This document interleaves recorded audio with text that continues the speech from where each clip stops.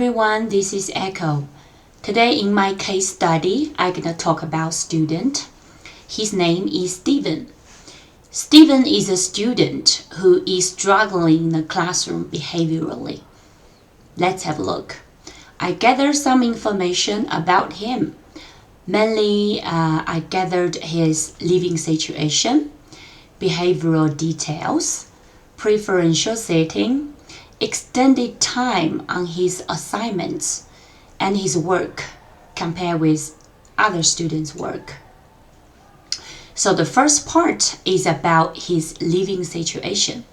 Steven is a boy. He's a grade 3 student in primary school.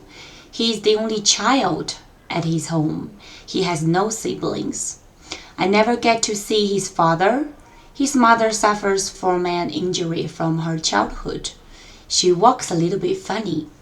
So his grandparents are retired, so I often see his grandparents. They come to pick me up and drop him off at the school. So what are his behavioral details? Mainly, he's very easy to get angry, so he always get into a verbal arguments with other students in the classroom, especially when somebody who doesn't agree with him, then he would actually yell, say, "Hey, that's not right," just like that. So when he's actually in the class, teacher should pay attention to him. And after the class, when he wants to play with other children, mainly boys, he doesn't play much with the girls. So he likes to hug or punch the boys on their face or at the back of their neck or even their arms. So it's very uncomfortable the way he wants to play with other kids. So it's very easy for him to get into a fight with other boys in the class. So his preferential setting. If he sits with other kids, due to his verbal or behavioral issues, he's very easy to get into a fight. If he sits at the back by himself, he doesn't listen. He plays his toys or he plays with his pencils and other stuff. So he fails in study very quickly when we do the assessments. So in general, he is sitting actually in front of the teacher, and the teacher normally pays extra attention to him. What about his time on assessments? Well, he normally cannot finish on time. In grade 3, we teach students mainly through vocabulary and sentences.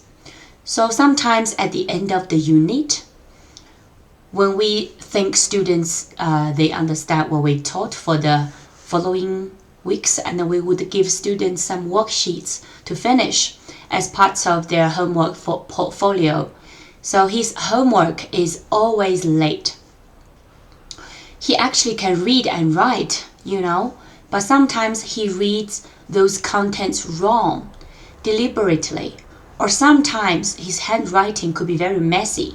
If he is in a rush, let me show you, he actually can write everything wrong. So look, this is his work, his writing homework. Number 3 and 4 kind of right, but this is a writing about my family. It's kind of very easy because we laid out the family members, their jobs, their ways to go to work, and their hobbies. Look, literally, he writes everything wrong. And look, this is another of his speaking homework. His mother sent it to me at 8:47 at night time. So I have to respond that in a group, or I have to respond it the first thing in the morning. So I've been working late because of his assignments. So what should I do? Last week, I had a conversation with his mom and grandma. It was very nice. They both came, and I have been working extra due to his late assignments. So what should I do? Thank you for listening. I look forward to your advice. Thank you.